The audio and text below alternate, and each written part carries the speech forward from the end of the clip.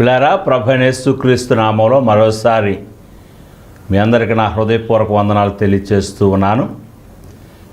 గడిచిన వారము చక్కని అంశాన్ని చెప్పడానికి దేవుడు కృపించాడు. కావలివాడ రాత్రి ఎంత వేలైనది, కావలివాడ రాత్రి ఎంత వేలైనది.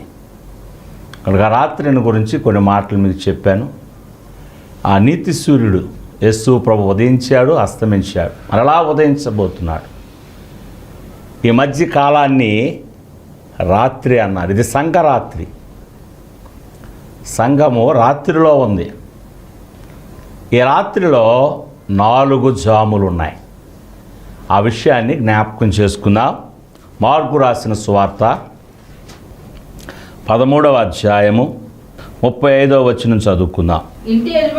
ఇంటి యజమానుడు ప్రొద్దుగుంకు వచ్చును, అర్ధరాత్రి వచ్చును, కోడు కోసినప్పుడు వచ్చును, తెల్లవారునప్పుడు వచ్చును, ఎప్పుడు వచ్చును మీకు తెలియదు.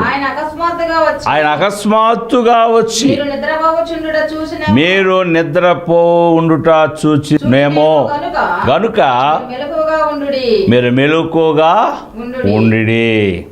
ప్రార్థన చేసుకుందాం. స్తుతుల పాత్రుడా యేసయ్యా, నీకు వందనాలు.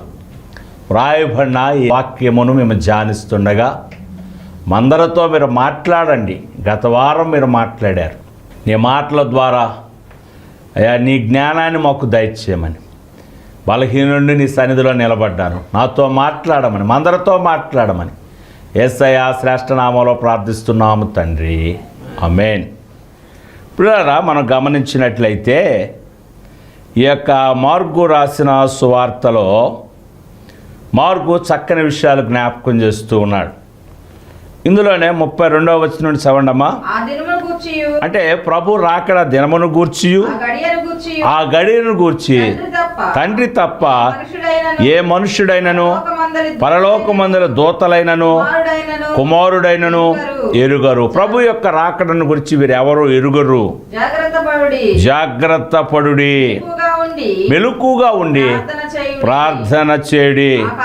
ఆ కాలం ఎప్పుడు వచ్చునో మీకు తెలియదు అంటూ ఆయన చక్కని మాటని జ్ఞాపకం చేశాడు. ఒక మనుష్యుడు తన దాసులకు అధికారం ఇచ్చి ప్రతివానికి వాని పని నియమించి మెలకుగా ఉండమని ద్వారపాలకునికి ఆజ్ఞాపించి ఇల్లు విడిచి దేశాంతరము పోయినట్లు ఆ కాలము. ఒక మనుష్యుడు అనగా ఆ మనుష్య కుమారుడు యేసు ప్రభు తన సంఘ విషయంలో తన దాసులకు, కావలగాసేవారికి, సేవకులకు అధికారం ఇచ్చి ప్రభు అన్నాడు, పరలోకమందును భూమి మీదను నాకు సర్వాధికారం ఇవ్వబడింది కనుక మీరు సర్వ సృష్టికి వెళ్ళి సువార్తను ప్రకటించండి. మత్తయి రాసిన సువార్త 10వ అధ్యాయంలో ఆయన శిష్యులకు ఆయన అధికారం ఇచ్చాడు. అధికారం ఇచ్చి ప్రతివానికి వాని పని నియమించాడు.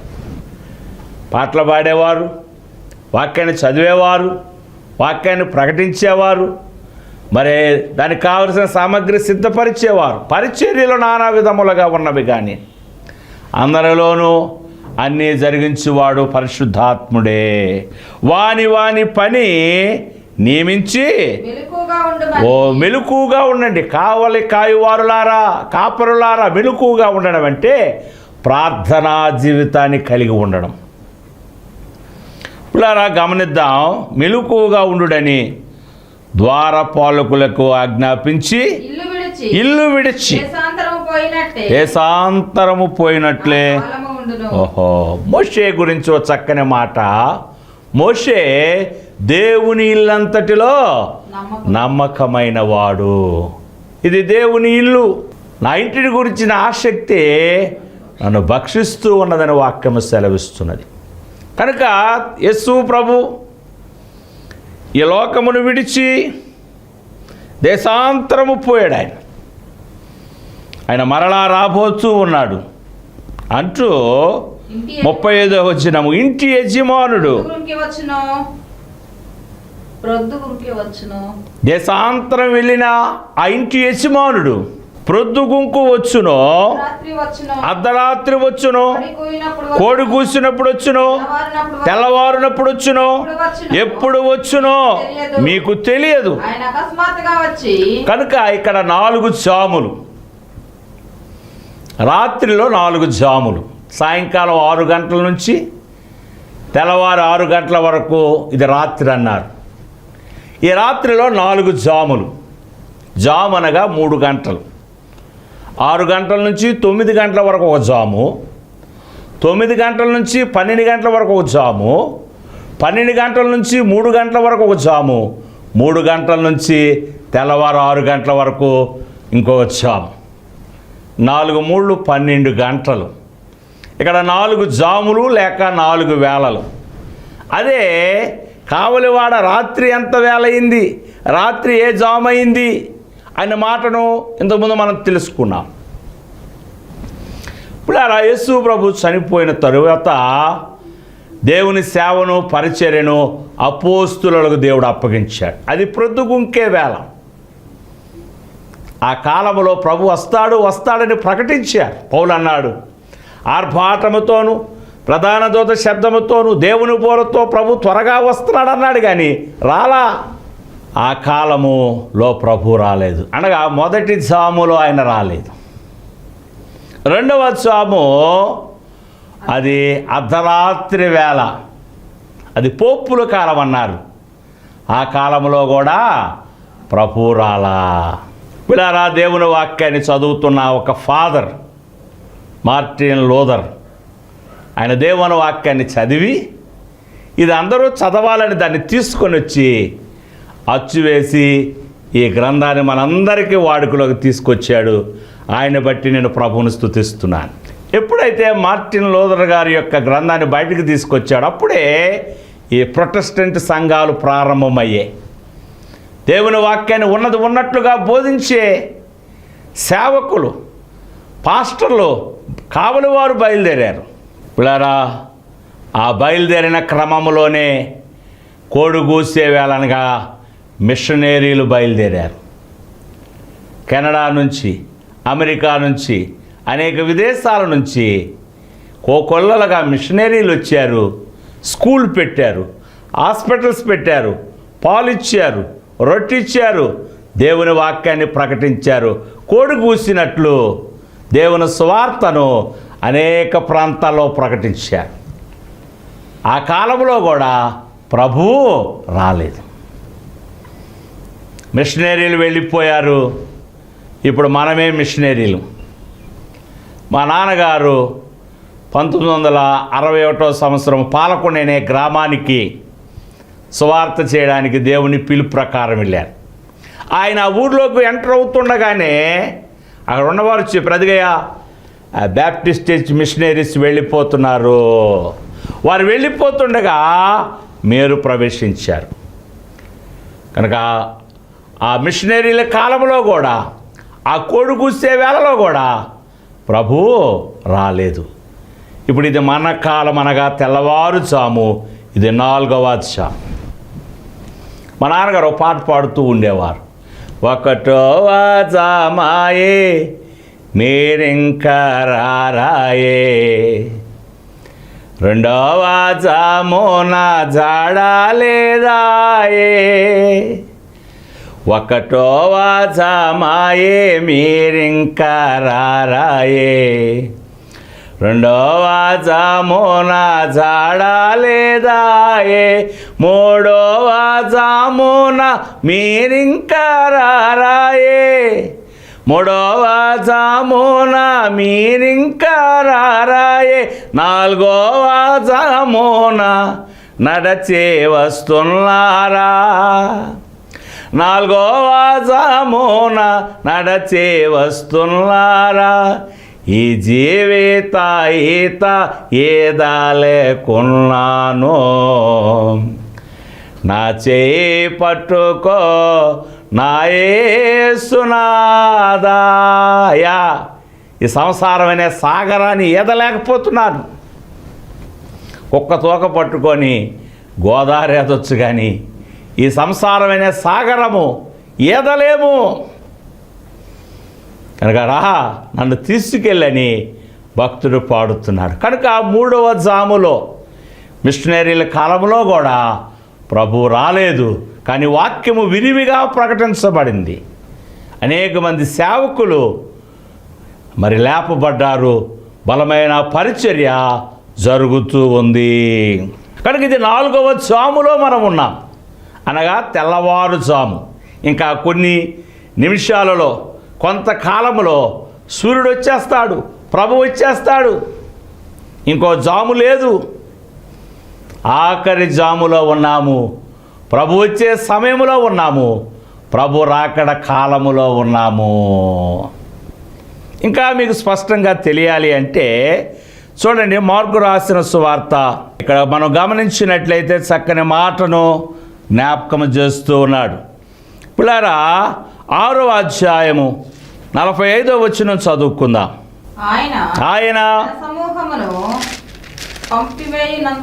ఆయన జన సమూహమును పంపివేసిన తరువాత దోణి ఎక్కి అద్దరినున్న వెళ్ళుడని ఇక్కడ యేసు ప్రభు జన సమూహమును పంపివేసినంతలో ఆయన శిష్యులను దోణి ఎక్కించి అద్దరనున్న బెత్సదాయికు ముందుగా వెళ్ళుడని ఆయన తన శిష్యులను వెంటనే బలవంతము చేశాడు. వాడ ఎక్కి మీరు అద్దరికి వెళ్ళండి వారికి బలవంతము చేశాడట. వారిని వాడ ఎక్కించి ఆయన వారిని పంపివేశాను. ఆయన వారిని వీడుకొలిపి ప్రార్థన చేయుటకు ఆయన కొండకు వెళ్ళాను. ఇక్కడ ఒక మాట, యేసు ప్రభు రాత్రంతా ప్రార్థన చేసేవాడు. దేవుని వాక్యం సెలవిస్తున్నది, ఆయన వాడుకు చొప్పున ఒలీవల కొండకు వెళ్ళాడు. ఆయన రాత్రంతా ప్రార్థన చేసేవాడు, ఆయన పగలంతా దేవుని వాక్యాన్ని బోధించేవాడు. వారిని ఆ దోణి ఎక్కి పంపించి ఆయన ప్రార్థన చేసినట్లుగా చూస్తున్న తర్వాత 47వ వచనం, సాయంకాలమైనప్పుడు ఆ దోణి సముద్రం మధ్య ఉండెను. ఆయన ఒంటరిగా మెట్ట నుండెను. అప్పుడు వారికి, ఎవరికి? ఈ బోటులో ప్రయాణం చేసే వారికి గాలి ఎదురైనందున దోణి నడిపించుటలో వారు మిక్కిలి కష్టపడుచుండగా ఆయన చూచి రాత్రి ఇంచుమించు 4వ జామున సముద్రం మీద నడుచుచు వారి యొద్దకు వచ్చి హల్లెలూయా. పిల్లారా, వీళ్ళేమో వాడెక్కించాడు, బోట్ ఎక్కించాడు ఆయనేమో ప్రార్థన చేయడానికి కొండకు వెళ్ళాడు. మన వాళ్ళు చక్కగా వాడ నడుపుకుంటూ వెళతా ఉన్నారు. ఇంతలో గాలి వచ్చింది, వాన వచ్చింది, వరద వచ్చింది. చాలామంది యేసు ప్రభు నమ్ముకున్న వాళ్ళకి ఏ బాధలు ఉండవు, కష్టాలు ఉండవు అంటారు. నేనైతే అంటాను, యేసు ప్రభు ఉన్న వాడలోనికే వాన వచ్చింది, వరద వచ్చింది, తుఫాను వచ్చింది. అయితే దేవుడు వాటిని గర్జించగలవాడు. అయితే ఈ బోట్లో ప్రభువు లేడు, వాళ్ళు ఇబ్బంది పడుతున్నారు, కష్టపడుతున్నారు. ఈ సముద్రములో చిన్న నావ నీవే నేనే, ఈ కుటుంబాన్ని నడిపించలేక, ఉద్యోగం చేయలేక, వ్యాపారం చేయలేక, సమస్యలతో సతమతమైపోయి ఈ బోటును నడిపించడం చాలా కష్టమైంది. ఎస్ఎన్ గారు ఒక పాట రాశారు, విశ్వాసనావసాగుచో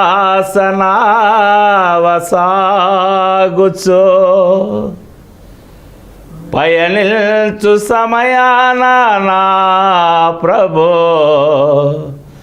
సాతాను సుడిగాలి రేపగా నా ఎదుటే నిలచావా నా ప్రభో హల్లెలూయా హల్లెలూయా హల్లెలూయా ఆమేన్. శిష్యులు ఈ నావను నడిపించలేని పరిస్థితుల్లో సేవకులు సేవను నడిపించలేని ఈ సమయంలో సేవకుల మీద శోధన, సంఘాల మీదకు శోధన, భయంకరమైన దినాలు రాబోతున్నాయి.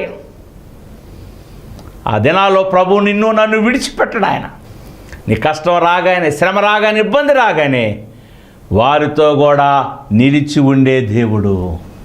షడ్రక్, మెషక్, అబేద్నెగోలను అగ్నిగుండంలో పడివేసే ముందు వాళ్ళు అంటున్నారు, మా దేవుడు మమ్మల్ని రక్షించగలడానికి సమర్థుడు, ఒకవేళ ఆయన రక్షించకపోయినా పర్వాలేదు అని వారి ధైర్యముగా అగ్నిగుండంలో ప్రవేశించారు.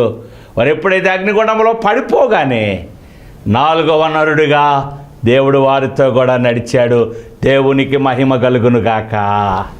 నా ప్రియ సేవకుడా, దేవుని సంఘమా, ఒకవేళ సంఘ పరిచర్యలో, సేవా జీవితంలో కష్టంగా ఉందా, శ్రమగా ఉందా, నడిపించలేకపోతున్నామా? అయితే ప్రార్థన చేయి, ప్రభువుని అడుగు. దేవుడు వెంటనే నీకు సహాయంగా ఉంటాడు. నువ్వు ఎక్కడ ఉన్నా, ఏ పరిస్థితుల్లో ఉన్నా ఆయన నడచి నీ దగ్గరకు వస్తాడు. ఈ 4వ జామున నడచి వారి దగ్గరకు వస్తున్నట్లుగా చూస్తూ ఉన్నాం. ఇది ఆఖరి జాము, ఇది 4వ జాము, ప్రభు వచ్చే జాము. ఈ జాము ఇంకా కొద్ది రోజుల్లోనే, కొద్ది నెలల్లోనే, సంవత్సరాల్లోనే చెప్పలేం. ఆయన రాకడ ఎప్పుడు మనకు తెలియదు. ప్రభు వస్తూ ఉన్నాడు కనుక మనం మెలకువగా ఉండాలి, జాగ్రత్తగా ఉండాలి, మన స్థితిగతులను గమనించాలి. కనుక ఈ 4వ జామున ఆయన నడిచి వస్తున్నాడని జ్ఞాపకం చేస్తున్నాడు. ఇంకా కొన్ని మాటలు మనం జ్ఞాపకం చేసుకుందాం. అపోస్తలుడైన పౌలు రోమీయులకు రాసిన గ్రంథము 13వ అధ్యాయము 11వ వచనములో కొన్ని మాటలు జ్ఞాపకం చేసుకుందాం. మరియు మీరు కాలము నెరిగి, నిద్ర మేలుకొను వేళ అయినది. కాలమునంటే అది ఏ కాలమో మీరు గమనించాలి. అపోస్తలుల కాలం అయిపోయింది, పోపుల కాలం అయిపోయింది, మిషనరీల కాలం అయిపోయింది. ఇది మన కాలము, ప్రభు వచ్చే కాలము, ఇది రాకడ కాలము, ప్రభు త్వరగా వచ్చే కాలం ఇది. కనుక మీరు కాలమును ఎరిగి, నిద్ర మేలుకొను వేళ ఇంకా కొంచెంసేపు నిద్రపోతాను, ఇంకా కొద్దిసేపు నిద్రపోతాను, నిద్ర మేల్కొని వేళ అయిందని తెలుసుకొని అలాగు చేయుడి. మనము విశ్వాసులమైనప్పటికంటే ఇప్పుడు రక్షణ మనకు మరి సమీపముగా ఉంది. పిల్లారా, ప్రభువును ఎరగడానికి సిద్ధపడే వారికి రక్షణ మరి సమీపముగా ఉంది. అంచె దినముల్లో మనుష్యులందరి మీద ఆయన ఆత్మను కుమ్మరిస్తున్నాడు. దాసుల మీద, దాసురాన్ల మీద ఎవరైతే యేసు నామములో ప్రార్థన చేస్తారో, యేసు ప్రభువును తలుచుకుంటారో వారు కనబడుతున్నాడు, మాట్లాడుతున్నాడు. రక్షణ మరి సమీపముగా ఉన్నది. అన్ని కులముల వారు, మతముల వారు, జాతుల వారు, ప్రాంతాల వారు ప్రభువును తెలుసుకునే రోజు. రక్షణ మరి సమీపముగా ఉన్నది. 12వ వచనం, రాత్రి చాలా గడిచి, పిల్లరా గమనించింది ప్రాముఖ్యమైన మాట. రాత్రి, ఏ రాత్రి? సంఘరాత్రి. ఈ రాత్రిలో 4 జాములు. మొదటి జాము, 2వ జాము, 3వ జాము, 4వ జాము కూడా రాత్రి చాలా గడిచి, పగలు సమీపముగా ఉన్నది కనుక, పగలు అనగా నీతి సూర్యుడు మరలా వచ్చే సమయము, ప్రభు వచ్చే సమయము. రాత్రి చాలా గడిచి పగలు సమీపముగా ఉన్నది గనుక మనము అంధకార క్రియలను విసర్జించి, అంధకార క్రియలు, దురాత్మ సంబంధమైన క్రియలు, సాతాను సంబంధమైన క్రియలు, దేవునికి ఇష్టము లేని క్రియలు, దేవునికి కోపము రేపించే క్రియలు, అంధకార క్రియలను విసర్జించి తేజో సంబంధమైన వెలుగు సంబంధమైన యుద్ధోపకరణములను అంతకుముందు జ్ఞాపకం చేశాను. ఇదిగో సొలొమోను పల్లకి వచ్చుచున్నది, 60 మంది పనివారు దానికి పరివారము, వారు యుద్ధవీరులు, ఖడ్గదారులు, యుద్ధోపకరణములను ధరించుకుందుము.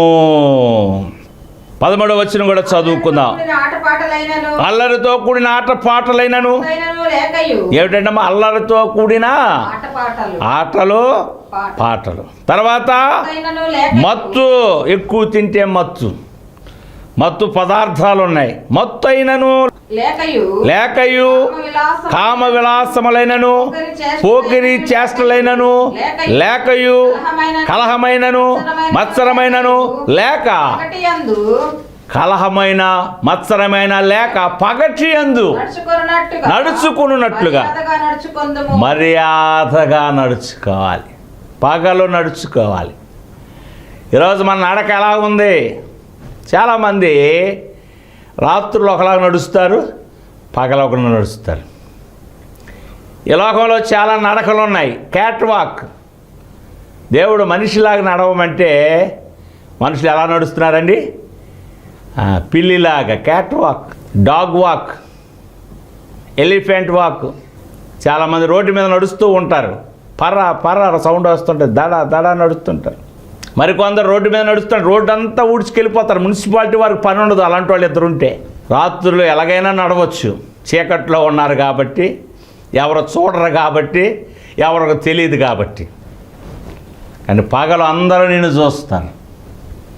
పరమగీతలో మాట ఉంది, రాజకుమార పుత్రిక నీ పాదరక్షలతో నువ్వు ఎంత అందముగా నడుస్తున్నావు. ఓ దేవుని సంఘమా, క్రైస్తవ సహోదరుడా సహోదరి, రాత్రి చాలా గడిచింది, ప్రభువు సమీపంగా ఉన్నాడు. నువ్వు ఎలా నడుస్తున్నావు? నీ నడక ఎలా ఉంది? పౌలు అంటాడు, నేను క్రీస్తును పోలి నడుస్తున్నాను, మీరు నన్ను పోలి నడవండి. తల్లిదండ్రులు చూసి పిల్లలు నడుస్తుంటారు, పిల్లలను చూసి వారి పిల్లలు నడుస్తారు. మనం చెడ్డవారై ఉండి మన నడక సరిగా ఉండదు, మన పిల్లలు మాత్రం బాగా నడవాలి. మనం ఎలా నడుస్తామో మన పిల్లలు అలా నడుస్తారు. మన పిల్లలు బాగా నడవాలి అంటే ముందు మనం నడవాలి, వాక్యానుసారముగా నడవాలి. యెహోషువతో ప్రభు అంటున్నాడు, నేను మోషేకు తోడుగా ఉన్నాను, నీకు తోడుగా ఉంటాను, కానీ నువ్వు మాత్రము నా వాక్యానుసారముగా నడవాలి. కుడికి కానీ ఎడమకు కానీ తొలగిపోకుండా నడవాలి. నువ్వు నడవాలి అంటే ప్రభువును చూడాలి. ఒకసారి పేతురు ప్రభుతో అంటున్నాడు, ప్రభువా నువ్వు సముద్రం మీద నడుస్తున్నావు కదా, నేను కూడా నడుస్తానయ్యా. ఎంత చక్కని ఆలోచన. ప్రభు వద్దనాలు, ఎవరే పడిపోతారా? వద్దురా, నేను పరిశుద్ధుడిని, నీతిమంతుడిని, నేను నడవగలను, నువ్వు నడవలేవు అనాలి కదా. కానీ ప్రభు ఏమన్నాడు? నడు. వెంటనే విశ్వాసంతో పేతురు నడుస్తున్నాడు. ప్రభువును చూసినంత వరకు ఆయన నడుస్తున్నాడు. బాగానే నడిచాడు, 4 అడుగులు ముందుకేసాడు, హాయిగా వెళ్ళిపోతున్నాడు. ఒక్కసారి ఆలోచించాడు, నేను సముద్రం మీద నడుస్తున్నాను. ఒకసారి పక్కకు చూశాడు, ఇడి చూశాడు, గాలి చూశాడు, మునిగిపోతున్నాడు. మన చూపు యేసు వైపు ఉండాలి, దేవుని వైపు ఉండాలి. ఆయన చూస్తున్నంత వరకు ఈ లోకంలో నువ్వు నడవగలుగుతావు. మన చూపు లోకం మీద, డబ్బు మీద, అధికారం మీద మారినట్లయితే మనం మునిగిపోతాం. జాగ్రత్త. కనుక ఇక్కడ మర్యాదగా నడుచుకోవాలి. పిల్లరా, పగటి యందు నడుచుకున్నట్లు మర్యాదగా నడుచుకుందాము. తర్వాత 14 మెట్టుకు ప్రభు అయిన యేసుక్రీస్తును ధరించుకున్న వారమై శరీరేచ్ఛలను నెరవేర్చుకున్నటకు శరీర విషయమే ఆలోచన. కనుక శరీరం గురించి, ఆరోగ్యం గురించి, డబ్బును గురించి నువ్వు ఆలోచించొద్దు. ప్రభువుతో నడవాలి. హానోకు దేవునితో నడచి నడచి నడచి అనుభవంలో ఉన్నాడు. ఆయనకు భార్య ఉంది, పిల్లలు కూడా ఉండుంటారు. 360 రోజులు దేవునితో నడిచేవాడు. ఒకరోజు ప్రభు అన్నాడు, చాలరా బాబు, రోజు నాతో వస్తున్నా కదా, ఈరోజు నాతో వచ్చారన్నాడు. దేహంతో కూడా పరలోకం వెళ్ళిపోయాడు హానోకు. మనం దేవునితో నడిచేవారముగా ఉండాలి. చీకట్లో నడిచే వారంగా కాకుండా, అంధకారంలో నడిచే వారం కాకుండా, వెలుగు సంబంధముగా పగటి యందు నడిచే వారంగా మనం ఉండాలి. కనుక రాత్రి 4 జాములు, ప్రొద్దుగుంకే వేళ, జాములు లేక వేళ, ప్రొద్దుగుంకే వేళ, అర్ధరాత్రి వేళ, కోడుగూసే వేళ, తెల్లవారుజాము. ఈ తెల్లవారుజాములో ప్రభు వస్తున్నాడు. నువ్వు సిద్ధంగా ఉండు. ఆయన రాగానే నువ్వు ఎగిరిపోవాలి. దేవుడు ఈ మాటలను వినడానికి నాకు కృప ఇచ్చాడు, మీకు కూడా మంచి సహాయం ఇచ్చాడు.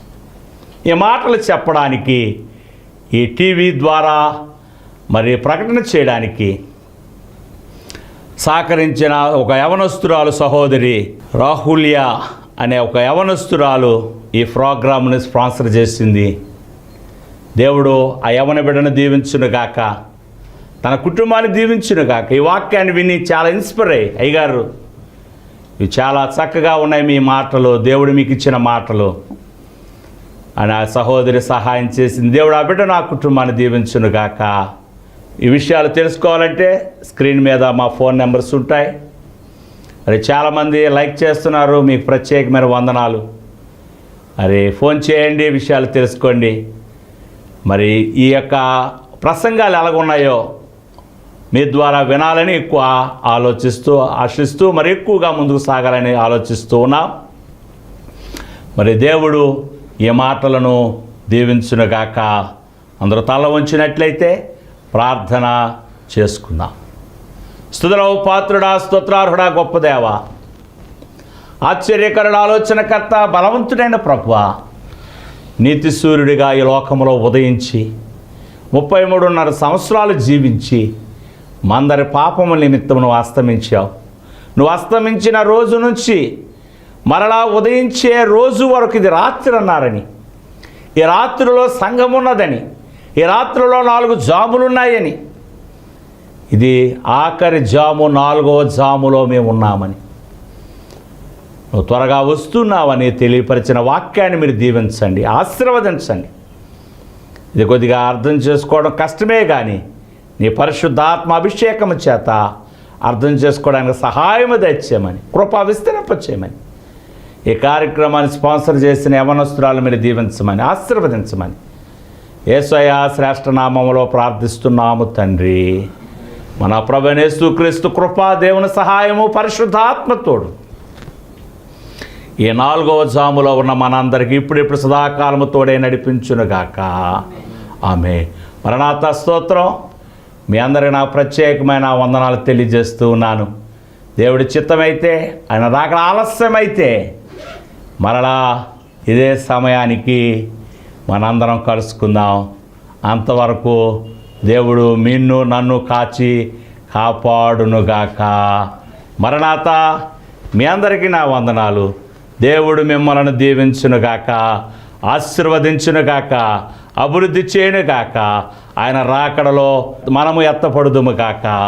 ఆమేన్.